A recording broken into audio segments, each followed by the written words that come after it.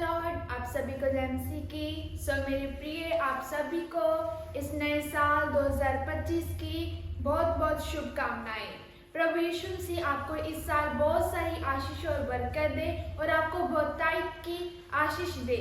मेरे प्रिय, इस साल प्रभु आप पर आशीष की वर्षा करे। मेरे प्रिय, आज हम पहला इतिहास 4 अध्याय और उसका 10 वचन पढ़ेंगे। मेरे प्रिय, यह वचन प्रभु यीशु मसीह की ओर से हमें इस साल मिला है।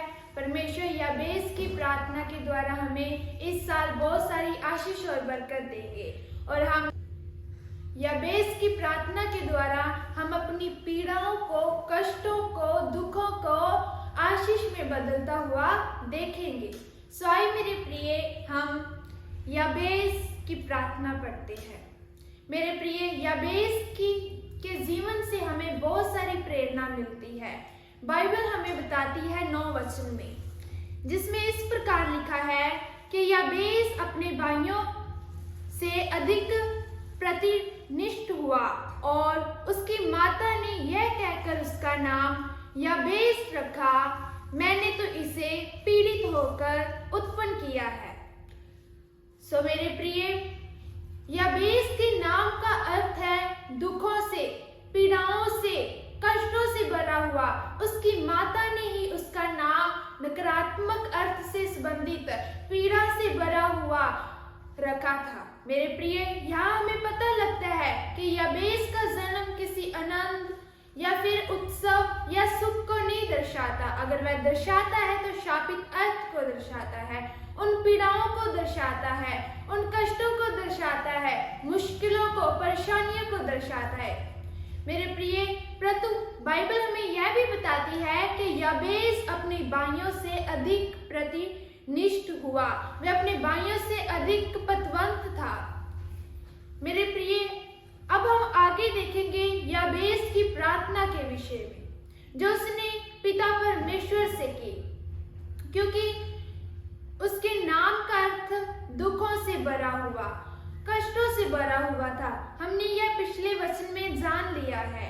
मेरे प्रिय, इसके बावजूद भी वह परमेश्वर से प्रार्थना करता है। आइए हम प्रार्थना को पढ़ते हैं 10 वचन में, जो हमारा इस साल का प्रतिज्ञा वचन है।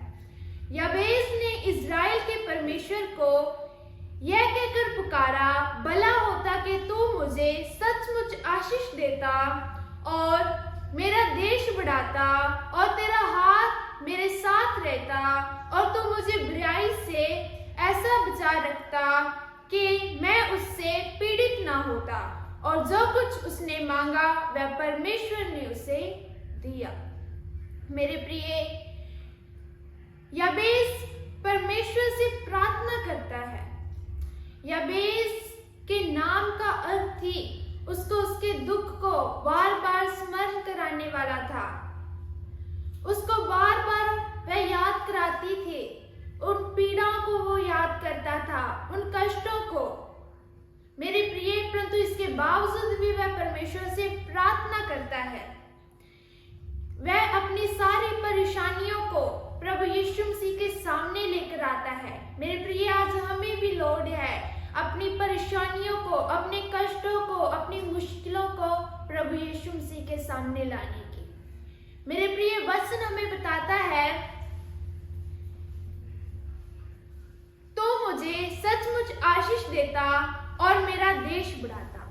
मेरे प्रिय, यहाँ याबेस अपनी सीमाओं को, अपने दायरों को बढ़ाने के लिए प्रार्थना कर रहा है। वह प्रार्थना कर रहा है कि वह उसकी योजनाओं में बढ़ता चला जाए, क्योंकि उसे पता है कि मेरे बंधनों को, मेरी पीड़ाओं को, मेरे कष्टों को सिर्फ और सिर्फ वह पिता परमेश्वर ही खत्म कर सकता है। मेरे प्रिय, आज हमें भी जरूरत है कि अपनी सीमाओं के बारे में, अपने दायरों के बारे में प्रार्थना करने के लिए। ऐसा नहीं कि हम अपने मसीह जीवन में जहाँ कहीं रुके हैं वही रुके रहें। नहीं मेरे प्रिय, आज हमें प्रार्थना करना है कि हे प्रभु, मेरे मसीह जीवन को आगे बढ़ा, मुझे आशीष और बरकत दे। हालेलुया। हमें प्रार्थना करना है कि हे परमेश्वर, हमें अपने लिए इस्तेमाल कर, अपने सेवा कार्यों के लिए इस्तेमाल संभाल कर। हालेलुया। आगे हम पढ़ते हैं कि तेरा हाथ मेरे साथ रहता और तू मुझे बुराई से ऐसा बचाए रखता कि मैं उससे पीड़ित ना होता। सो मेरे प्रिय, हम इतना तो जानते ही हैं कि परमेश्वर का हाथ कितना सामर्थी हाथ है। वह जिस मनुष्य के सिर पर आता है उसकी पीड़ाओं का अंत हो जाता है। परमेश्वर का हाथ संज्ञाई का, आशीष का हाथ है। वह जिस भी इंसान की, जिस भी मनुष्य के ऊपर है वह आशीष हो जाता है। और इसी हाथ को याबेस ने अपने जीवन में मांग लिया, क्योंकि वह जानता था कि उसकी पीड़ाओं का, उसके कष्टों का अंत इससे ही हो सकता है। इसलिए वह आशीषित भी हुआ, क्योंकि आगे लिखा है कि याबेस ने जो कुछ मांगा वो परमेश्वर ने उसे दिया। मेरे प्रिय, याबेस ने जो कुछ भी इस प्रार्थना के द्वारा परमेश्वर से मांगा वह परमेश्वर ने उसे दिया। मेरे प्रिय, उसने लिखा है कि तेरा हाथ मेरे साथ रहता। परमेश्वर का हाथ, उसने सामर्थी हाथ अपने जीवन में मांग लिया। हालेलुया। मेरे प्रिय, इस संपूर्ण प्रार्थना में हम देख सकते हैं कि याबेस ने किस प्रकार अपनी पीड़ा को, अपने कष्टों को, अपने दुखों को, अपनी परेशानियों को आशीष में बदल लिया। हालेलुया। याबेस की प्रार्थना ने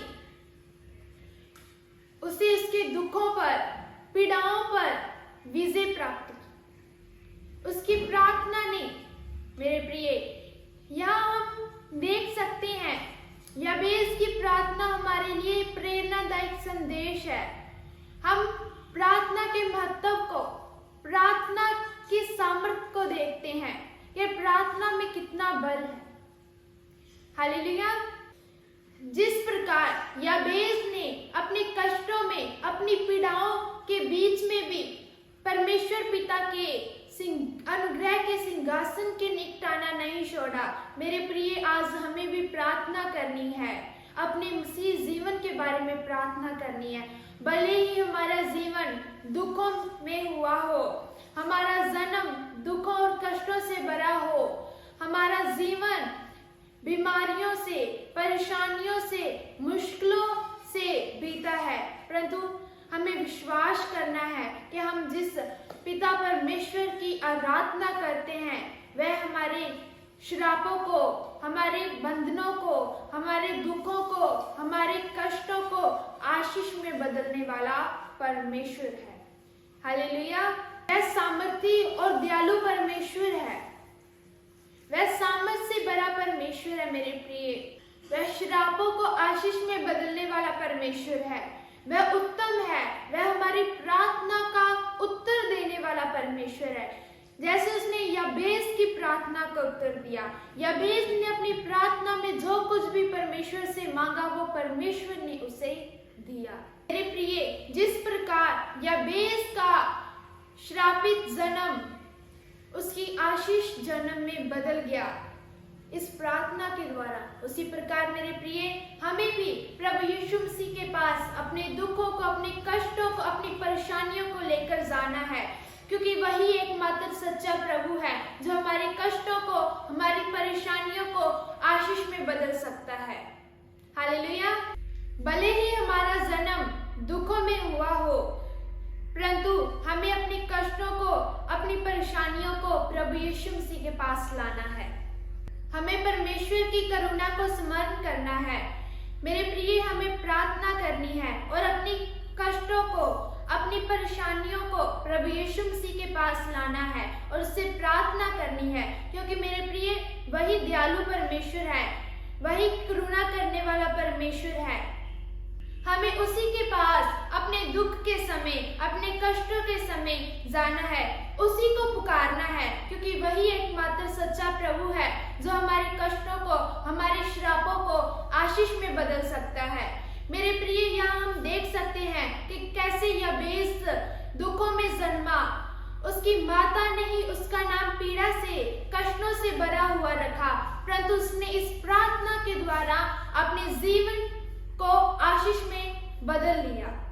परमेश्वर का सामर्थी हाथ उसने अपने जीवन में मांग लिया और प्राप्त भी कर लिया। मेरे प्रिय, वह दुखों में, कष्टों में उत्पन्न होने के बावजूद भी वह निराश नहीं हुआ। वह अपने पिता परमेश्वर के पास गया और अपनी पीड़ा को, अपने कष्टों को, अपने दुखों को आशीष में बदल लिया। सो मेरे प्रिय, हमें भी आज प्रार्थना करनी है और इस प्रार्थना के मतलब को समझना है। हालेलुया। उसने निरंतर प्रार्थना करके अपने दुखों को, कष्टों को, पीड़ा को आशीष में बदल लिया और उन सब पर विजय प्राप्त की और परमेश्वर का सामर्थी हाथ भी अपने जीवन में प्राप्त कर लिया।